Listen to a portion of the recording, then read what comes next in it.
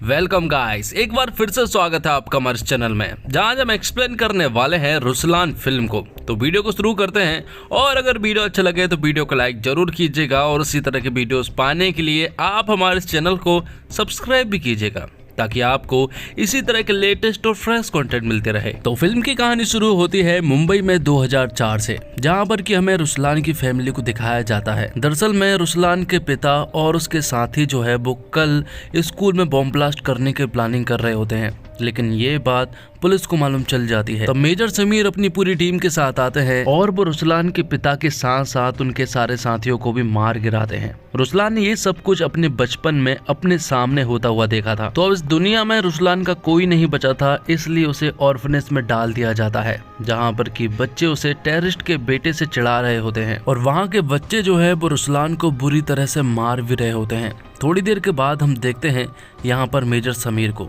Major Sameer यहाँ पर रुसलान को बहुत अच्छे से जानते थे, और मेजर समीर वही इंसान है जिसने रुसलान के पिता को मारा था। और मेजर समीर के कोई भी बच्चे नहीं हैं। मेजर समीर और उसकी पत्नी के शुरुआत से ही बच्चे नहीं थे, इसलिए वो रुसलान को अडॉप्ट कर लेते हैं, क्योंकि उन्हें मालूम है कि रुसलान को ऑर्फनेज में बच्चे तंग किया करते हैं और टेररिस्ट के बेटे से चिढ़ाया करते हैं। तो इसी तरह से कई समय बीत जाता है और रुसलान भी बड़ा हो जाता है। मेजर समीर ने रुसलान को अच्छे संस्कार और प्यार देकर बड़ा किया है। दोनों ही रुसलान से बहुत प्यार करते हैं, और रुसलान भी अपने माता पिता से बहुत प्यार करता है। लेकिन आज भी रुसलान को अपने बचपन के फ्लैशबैक सामने आ जाते हैं। इसके बावजूद वो अपने पिता से बहुत प्यार करता है। तो मेजर समीर चाहते हैं कि रुसलान जो है वो एक म्यूजिशियन बने, लेकिन रुसलान चाहता है कि वो सर्विस में जाए और अपने देश का नाम रोशन करे और अपने सर से ये टेररिस्ट का टैग हटाए। लेकिन मेजर समीर नहीं चाहते हैं कि वो सर्विस ज्वाइन करे, क्योंकि सर्विस ज्वाइन करने के बाद पूरे परिवार की जिम्मेदारी हमारी हो जाती है,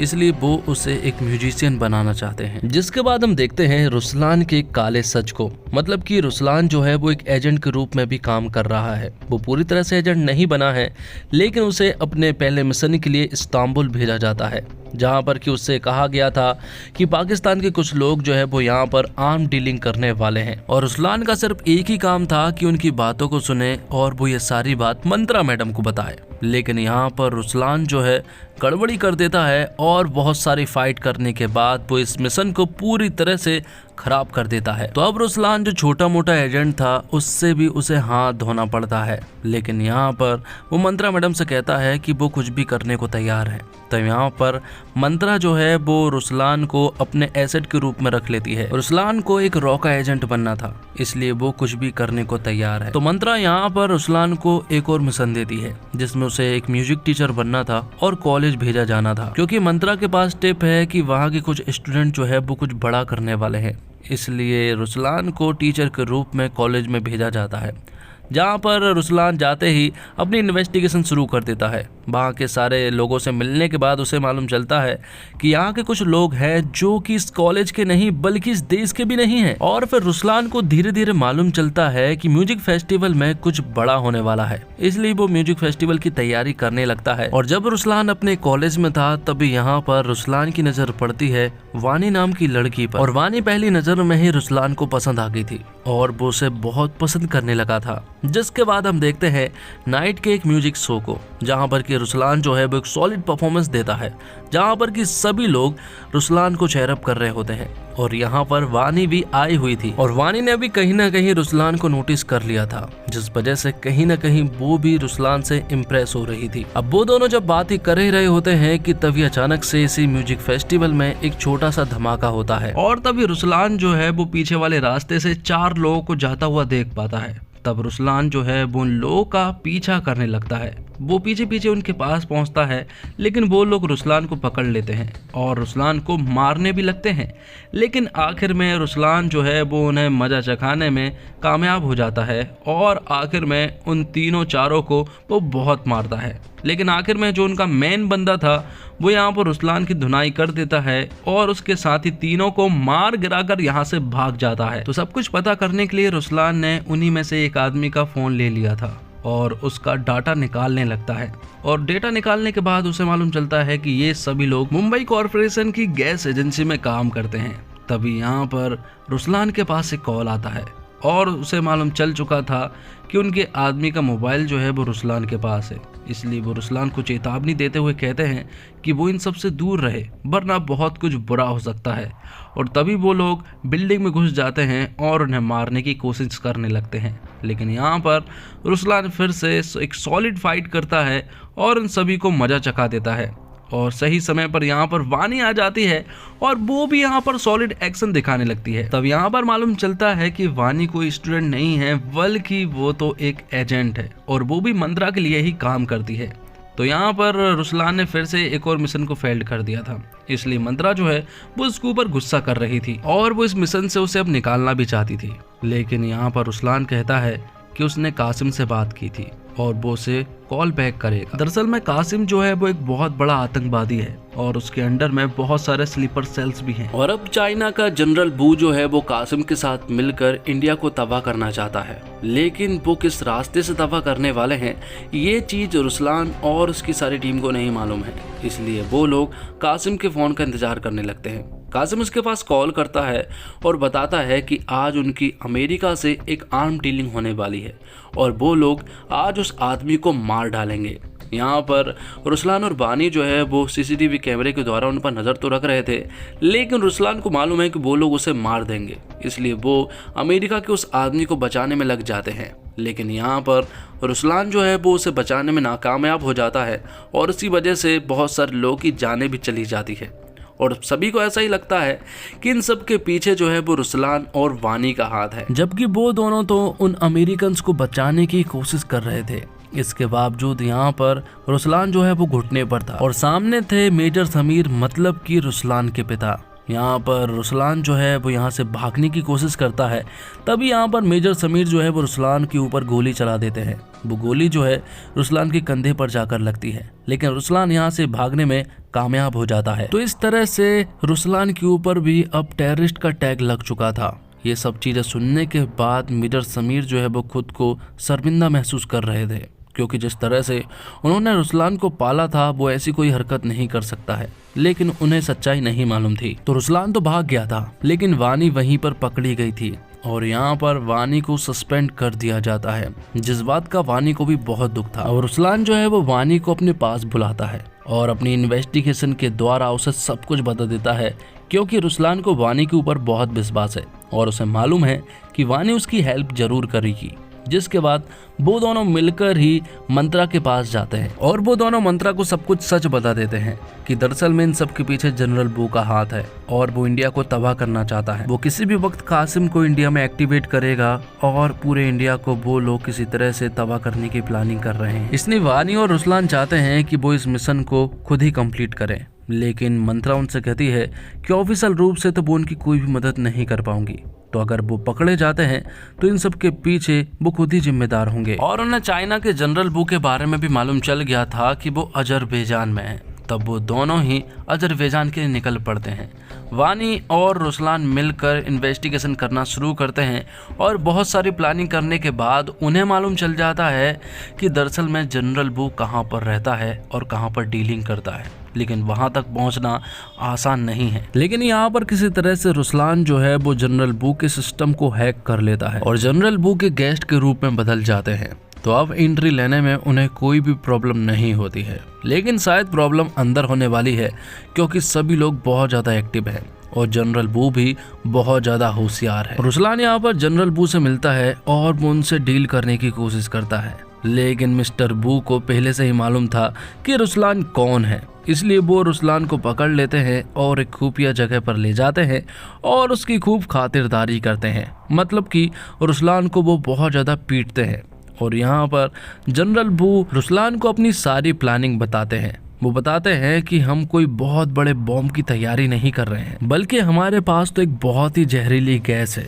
और उस जहरीली गैस को मुंबई कॉरपोरेशन की गैस एजेंसी में छोड़ना चाहते हैं और वो गैस जो है वो मुंबई के हर एक कोने कोने तक पहुंच जाएगी और जब वो ऑक्सीजन के संपर्क में आएगी तो पूरा का पूरा मुंबई जो है वो तबाह हो जाएगा। और जनरल वो रुसलान को सब कुछ इसलिए बता रहे हैं क्योंकि रुसलान यहाँ से जिंदा नहीं जाएगा, लेकिन जनरल वू के यहाँ से जाते से ही रुसलान जो है वो उन सभी लोगों को मारने लगता है और जनरल वू के एक एक आदमी को रुसलान जो है वो चुन चुन कर मार गिराता है। और समय रहते ही यहाँ पर वानी भी आ जाती है।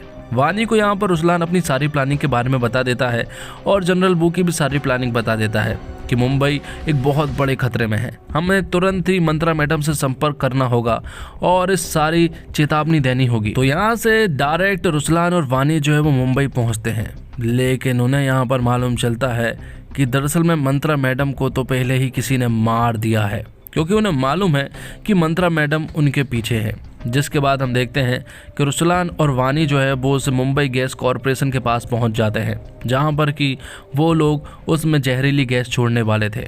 लेकिन यहां पर रुसलान जो है वो उन सभी से सॉलिड फाइट करता है और जो मेन आदमी बचकर भाग गया था रुसलान उससे भी फाइट करता है और आखिर में रुसलान जो है वो उसे भी मार गिराता है। और दूसरी तरफ वानी जो है वो दूर से एक बिल्डिंग के ऊपर से स्नाइपिंग कर रही थी और रुसलान का ख्याल रख रही थी। आखिर में हम देखते हैं कि जनरल बू के लोगों ने उस जहरीली गैस को एक्टिवेट कर दी थी, लेकिन रुसलान ने उसे डीएक्टिवेट भी कर दी थी। लेकिन थोड़ी देर के बाद यहाँ पर मेजर समीर आते हैं और वो यहाँ पर रुसलान को गोली मारते हैं। और अब एक बहुत बड़ा रहस्य सामने आता है और वो रहस्य ये है कि दरअसल में मेजर समीर जो है वो एक आईएसआई का एजेंट है और वो सालों से इंडिया में रहकर इंडिया को ही तबाह करने का सोच रहा था। रुसलान के जो रियल पिता थे उन्होंने भी स्कूल में बम फोड़ने से साफ मना कर दिया था, लेकिन मेजर समीर चाहते थे कि वो ये काम करे और जब उन्होंने मना कर दिया तो मेजर समीर ने उन सभी को ही मार गिराया। जिसके बाद हम देखते हैं कि जब मेजर समीर जो है जब वो रुसलान को जब मारने ही वाले होते हैं कि तभी यहाँ पर रुसलान जो है वो मेजर समीर को ही मार गिराता है और उन सभी को बचा लेता है और इस जहरीली गैस को भी उसने डीएक्टिवेट कर दी थी और पूरे मुंबई को उसने बचा लिया था। आखिर में हम देखते हैं कि रुसलान जो है वो एक सेट्टी नाम के ऑफिसर के पास जाता है। दरअसल में रुसलान को रॉ के लिए एक ऑफर आया था और मतलब कि वो अब रॉ में ज्वाइन हो चुका है और सेट्टी सर कोई और नहीं बल्कि हमारे सुनील सेट्टी हैं। तो दोस्तों, रुसलान पूरी तरह से आयुष शर्मा की फिल्म है। उन्हें इस फिल्म में अपना हुनर दिखाने का पूरा मौका मिला है। इसमें कोई दो राय नहीं कि वह एक्शन सीन में बहुत खूब लगे हैं, लेकिन इमोशनल सीन्स में उनके अंदर विश्वास की कमी पर्दे पर झलकने लगती है। वह रुसलान के दिल के भीतर चल रहे संघर्ष की गहराई को पर्दे पर बयान नहीं कर पाते हैं। इस कारण दर्शक के तौर पर रुसलान के लिए किरदार से जुड़ाव नहीं हो पाता है। डेब्यू एक्ट्रेस सुश्री ने रुसलान की गर्लफ्रेंड बाणी का रोल प्ले किया है। फिल्म में उनके हिस्से भी कुछ अच्छे एक्शन सीन्स आए हैं, बीच में कुछ गैर जरूरी गानों को छोड़ दे तो फिल्म की रफ्तार अच्छी है और यह एक लय से चलती रहती है। फिल्म की सबसे बड़ी कमी यह है कि इसमें गहराई नहीं है। मसलन रुसलान और उसके साथी जितना आसानी से दुर्गम स्थितियों में घुसपैठ करने और जिंदा बचने में कामयाब होते हैं, यह सब थोड़ा अविश्वसनीय लगता है। जगपति बाबू ने एक नेक पुलिस अधिकारी के रूप में बढ़िया काम किया है। वह एक आतंकवादी के अनाथ बेटे के लिए एक प्यार करने वाले पिता भी बने हैं, लेकिन आखिर में वही विलन निकले। फिल्म देखते हुए यह एहसास होता है कि कहानी में दृढ़ विश्वास की कमी है। किरदार को और अधिक मजबूत बनाया जा सकता था।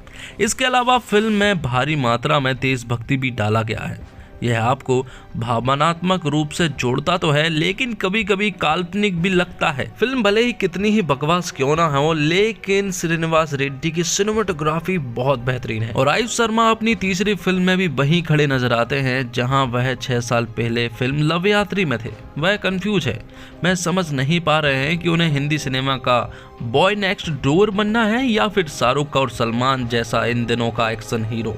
फिल्म की जब पहली बार चर्चा हुई थी तो उनके किरदार के साथ एक गिटार भी था। फिल्म में भी वह गिटार टुनटुनाते हुए नजर आते हैं, लेकिन बड़े मियाँ छोटे मियाँ के बाद विशाल मिश्रा ने बतौर संगीतकार यहाँ भी निराश ही किया है। हो सकता है कि अपने गोदाम के जो दर्जनों पहले बने गाने रखे हैं विशाल ने आयुष और करण को सुनाए हो और उनमें से यही गाने उन्होंने चुन लिए हो और वही उन्होंने सबसे बड़ी चूक कर दी हो। कहानी, पटकथा और संवादों में तमाम नई पुरानी फिल्मों की याद दिलाती फिल्म रुसलान का बहुत ही ज़्यादा स्क्रीन प्ले डाउन था और अभिनेता के तौर पर आयुष शर्मा ओवर एक्टिंग का शिकार होते नजर आते हैं। उनके साथ सिर्फ जगपति बाबू ही ऐसे कलाकार हैं जो फिल्म को संभाल सकते हैं। लेकिन दिक्कत ये है कि ये ओवर एक्टिंग का स्कूल खुद उनके जैसे ही कलाकार ने साउथ में शुरू किया है। सुनील शेट्टी की झलक दिखते ही लोग उनके शुरुआत दिनों के अनवय से तुलना करते हैं, तो उसमें भी दोस्त रुसलान की मेकिंग का ही है। सुरीली मिश्रा बतौर हीरोइन बिल्कुल प्रभावित नहीं करती है। उनसे बेहतर काम फिल्म में विद्या मालवड़े का है। फिल्म का पूरा एक्टिंग डिपार्टमेंट बहुत कमजोर है। तकनीकी रूप से फिल्म को समृद्ध करने के लिए फिल्म के निर्माता के राधा मोहन ने उतनी ही मेहनत की है जितनी फिल्म के हीरो की मार्केट वैल्यू है।